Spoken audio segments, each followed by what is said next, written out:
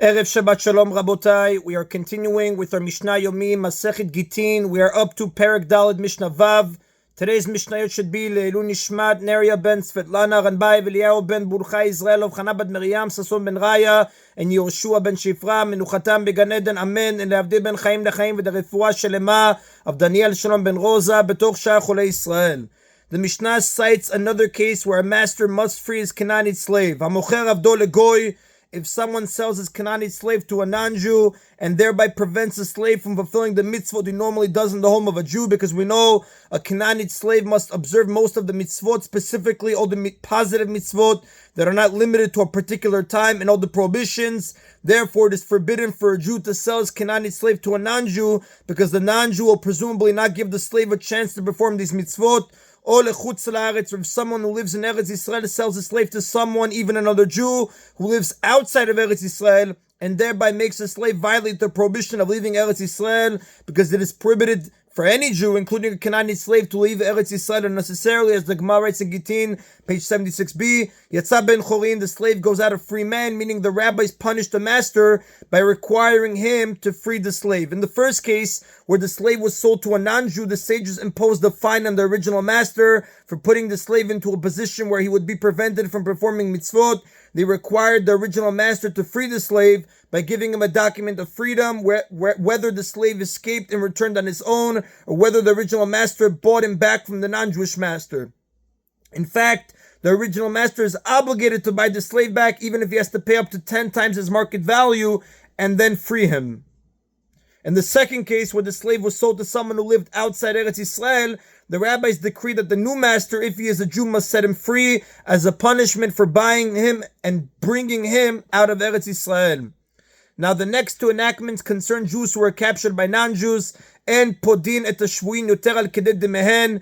We may not redeem Jewish captives from non-Jews for more than their value, meaning the price for which they would be sold as slaves in the slave market. This law was enacted for the benefit of society, so that non-Jews will not be encouraged to capture more Jews when they see how much Jews are willing to pay to ransom their brothers. Although it is a great mitzvah to redeem captives, as the Gemara says in Bava Batra, page 8a and 8b, the sages prohibited redeeming them for more than their value in order to prevent more Jews from being kidnapped.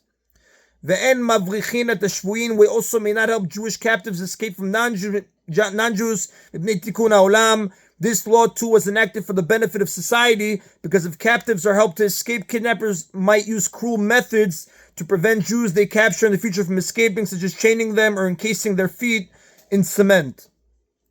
The next Tana gives a different reason why we may not help captives escape. Rabban Shimon ben Gamliel Omer, Rabban Shimon ben Gamliel says, we may not help captives escape for the benefit of the captives who are left behind. Meaning, if we were to help only some of the captives to escape and leave some behind, the kidnappers would mistreat the ones that remain. According to Rabban Shimon ben Gamliel, the reason for the enactment is not to prevent the kidnappers from mistreating people they take in the future. Rather, the reason is to prevent them from taking out their anger on captives they are still holding. There is a practical difference between these two reasons. If there is only a single captive, so that if he escapes, none are left behind, Rabban Shimon ben Gamliel would rule that we may help him escape, while the first Tana would forbid it. And the Rab does tell us, V'anecha ki Rabban Shimon ben Gamliel, that Anecha follows the opinion of Rabban Shimon ben Gamliel. That is the end of Mishnah Vav. We continue now with Mishnah Zayin. The Mishnah continues listing enactments made by the rabbis for the benefit of society. Our Mishnah, the next, discuss situations where the rabbis prohibited a man from remarrying his wife after he divorced her. If someone divorced his wife because of her bad reputation, she was rumored to have committed adultery, and the husband mentioned at the time of the divorce that this was his reason for divorcing her, he may not remarry her even if the rumor is proven false. Similarly, if someone divorced his wife because she had made a vow, a neder, and he mentioned at the time of the divorce that this was his reason for divorcing her, he said that he could not live with the woman who makes nedarim. A husband would find it bothersome to have a wife who is not restrained from making nedarim, because nedarim can significantly restrict a person's behavior. He may not remarry her even if the neder was later annulled by a sage. Since she had this neder annulled, she will presumably be willing to have any future nedarim annulled as well. Her nedarim therefore will be less bothersome to her husband, and his reason for divorcing her no longer applies, but still, the Mishnah says no. Now, the Torah provides two ways to which a person can be released from a neder. A, hatara, annulment. The one who made the neder may request from a sage or a panel of 3 knowledgeable Jews that his neder be annulled. If the sage finds some reason to consider the neder as though it had been made by mistake, he can annul it. And B, afara, cancellation. When a woman makes a neder, there is a different method available. Her husband or her father, if she is unmarried and under 12.5 years old, has the power to cancel her neder on the day he hears about it. However, a husband can only cancel nedarim that affect their relationship. For example, a neder that forbids her to cohabit with him or that causes her physical discomfort. For example, a neder that forbids her to eat fruit. Our Mishnah will discuss both ways of avoiding a neder. Now, the rabbis were concerned that the divorced woman might marry another man and have children, and then the rumor will be found out to be false, so the neder annulled. The first husband might then say, had I known that the rumor was false, that the neder would be annulled, I would have never divorced her. And such a statement would imply that the divorce was a mistake, and therefore she would not be married to the second husband, and her children from him would be mamzerim. So accordingly, for the benefit of society, the woman and her children, we tell the husband before he divorces her that he will never be allowed to take her back. If he still goes ahead and divorces her, he surely does so wholeheartedly, and he cannot claim later that it was a mistake. If he divorces her despite the fact that he may never take her back, it is clear that he does so unconditionally. So even if the rumor is found to be false or the neder is annulled, he will not be able to claim that the divorce was a mistake. Now the rest of the Mishnah focuses on the second case, where the husband divorced her because she had made a neder.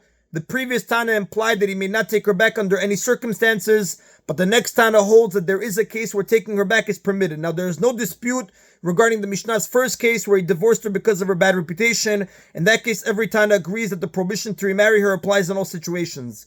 Rabbi Yehuda says, Kol neder she'adu bo rabim lo yachzir. If he divorced her because of any neder that was known to the public, meaning she made the neder before 10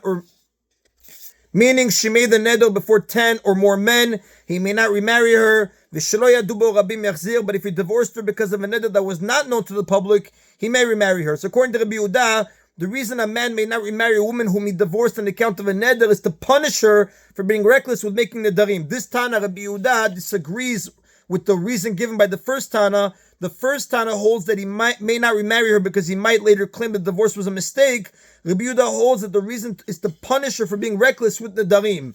She deserves his punishment, however, only if she had made the neder in public, showing a severe lack of restraint, and not if she made it in private. The third Tana of this Mishnah, Rabbi Meir, agrees with the first Tana that the reason they may not remarry her is to prevent them from claiming that the divorce was a mistake. Based on this, Rabbi Meir makes the following distinction. Rabbi Meir says, Kol neder shetzarich chakirat chacham lo yachzir. If he divorced her because of any neder that requires investigation by a sage, meaning it must be annulled by a sage and cannot have been cancelled by the husband himself, a husband can only cancel certain types of nedarim, he may not remarry her. But if he divorced her because of a neder that does not require investigation by a sage, rather the husband himself could have cancelled it, he may remarry her. According to Rabbi Meir, the concern that the husband might claim that the divorce was a mistake exists only if her neder requires a sage to annul it. The husband could say that he would not have divorced her had he known that a sage could annul the neder. If a husband knows that his wife's nedarim can be annulled and they are only temporary, he will not be so bothered by them that he needs to divorce her. However, if he could have cancelled the nedarim neder himself, there is no basis for such a claim, since he refused to cancel the neder and chose instead to divorce her.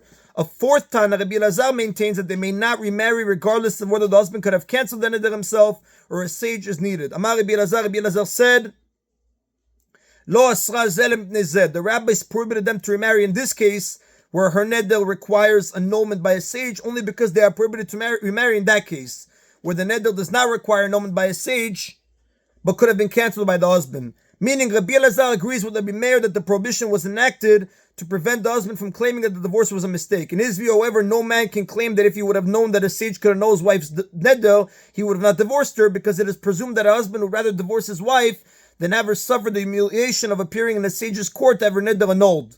So in theory, it was not necessary to prohibit them to remarry in the case of a neder that requires annulment by a sage. However, if the neder could have been cancelled by the husband, he can indeed claim that the divorce was a mistake. He would be believed to say that he did not know that a husband can cancel his wife's nedarim. Rabbi Elazar holds that it is not unusual for a husband to be unaware that he can cancel his wife's nedarim. Therefore, if he makes such a claim, we believe him.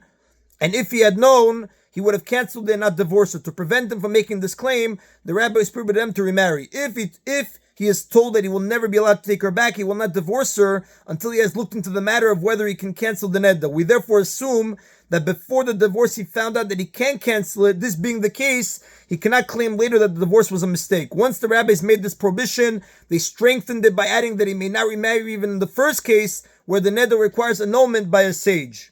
There are 3 points of dispute between Rabbi Meir and Rabbi Elazar. A. Regarding a neder that requires annulment by a sage, Rabbi Meir holds that the husband can challenge the divorce by claiming, had I known that the neder could be annulled, I would have not divorced her. Rabbi Elazar, on the other hand, argues that the husband cannot make this claim because even if he had known that the neder could be annulled, he would rather have divorced her anyway, since he would rather divorce her than ever suffer the humiliation of appearing before a sage to have her neder annulled. So according to Rabbi Meir, the prohibition of remarriage, which serves to prevent the husband from challenging the divorce, applies in this case, but according to Rabbi Elazar, there is no need for it. B. Regarding a neder that could have been cancelled by the husband, the positions are reversed. Rabbi Meir holds that the husband cannot claim that the divorce was based on a mistake, since he could have cancelled the neder himself but chose to divorce her instead. According to Rabbi Elazar, however, it is precisely in this case that the husband can claim that the divorce was a mistake, because not every husband knows that he has the right to cancel his wife's nedarim. Based on their respective opinions, Rabbi Meir rules that the prohibition of remarriage does not apply her, whereas Rabbi Elazar rules that it does apply her. And C. Rabbi Meir maintains that the rabbis applied the prohibition against remarrying only in one case, which in his opinion is the case of a neder that requires annulment by a sage. Rabbi Elazar, by contrast, holds that although the prohibition is relevant only in one case, in his view, the case of a neder that can be cancelled by the husband, the rabbis applied it in both cases. Now, until now, the Mishnah has required a neder made by a wife, as discussed, a neder made by a wife. If, however, the husband made a neder to divorce her and then he divorced her, he is certainly allowed to remarry her. The Mishnah states a story that supports this law. Amar Rabbi Yossi bar Yehuda, Rabbi Yossi son of Rabbi Yehuda said, Maaseh betzaidan. There was an incident in Tzaidan, be'echad shamar lishto konam im eni megarshech v'gersha, where one man said to his wife, all the fruits of the world should be like a konam for me, meaning they should be prohibited to me like a temple offering. He cannot simply make a neder to divorce his wife because the darim place a prohibition on objects, not deeds. So what he says is konam, one of the expressions that a person may use to make a neder. All fruits of the world should be like a sacrifice to me, prohibited to me like a temple offering if I do not divorce you. And he divorced her. And the sages permitted him to remarry her. Their reason was that the prohibition to remarry was enacted only for the benefit of society, to prevent the husband from claiming that the divorce was a mistake and thereby harm his ex-wife and children.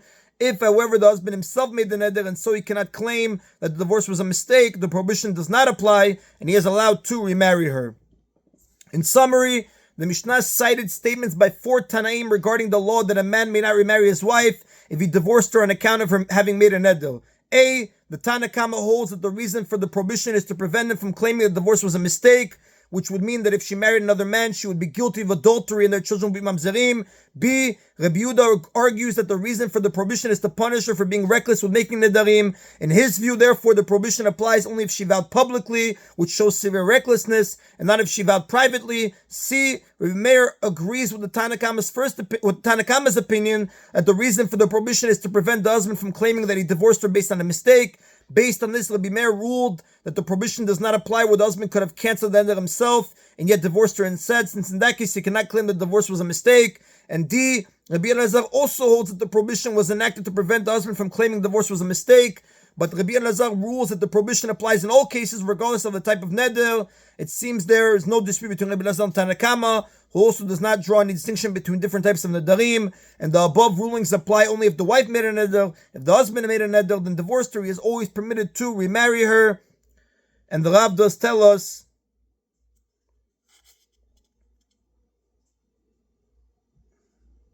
that the halakha follows the opinion of Rabbi Yossi in this story. And that is an about today's Mishna Yomi. Everybody should have an Erev Shabbat Shalom. Baruch Adonai Leolam. Amen v'amen.